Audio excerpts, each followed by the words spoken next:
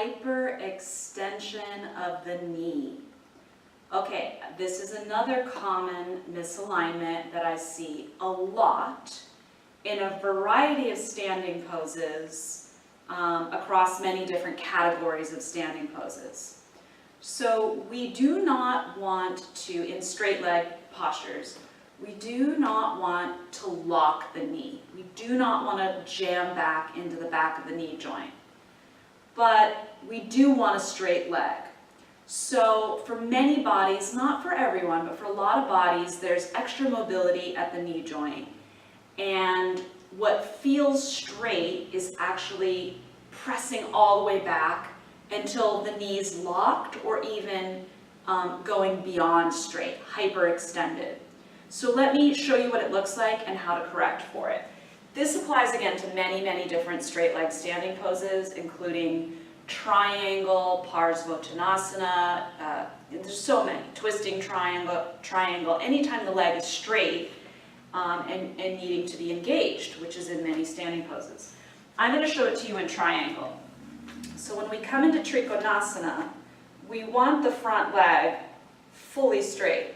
But if you're like me and you press back until you feel the end point, you now see my legs bowed. So I'm hyperextended and I'm putting a lot of unsafe pressure on my knee joint.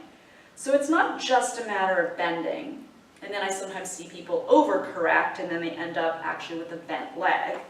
What we want to find in a pose like this is that we are pressing the thigh bone back to get the leg fully straight, not going so far that we're locking into the joint, but then we activate the calf muscle and actually begin to push the shin away. So now I have a leg that's fully straight and has muscular support. So the action is press the thigh back, but with the calf, push the shin forward. And now I can really, really work safely and strongly, with a straight leg without potentially harming the knee joint. So I'll just show you also in Parsvottanasana, swiveling around to my other leg, different actions in the legs compared to triangle, and yet the same issue would also apply to Warrior 3 and half moon on the standing leg, so many standing poses where the leg is straight, where I want to keep the joint aligned and the leg straight. So in Parsvottanasana, it's a forward bend, and maybe in some cases there's even more likelihood of locking and pressing back because there's so much weight coming forward. So I do want my thigh to press back. I do not want it to bow. I want it to press back, and then I want to activate the calf and push the shin forward. So now the leg is straight.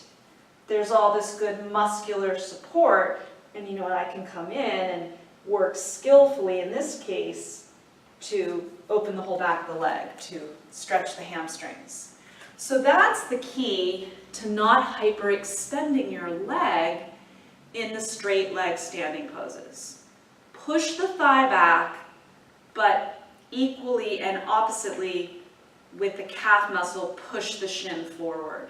So the two halves of the leg are strong and firm, and the leg is straight without, putting the joint at risk. Namaste, yogis.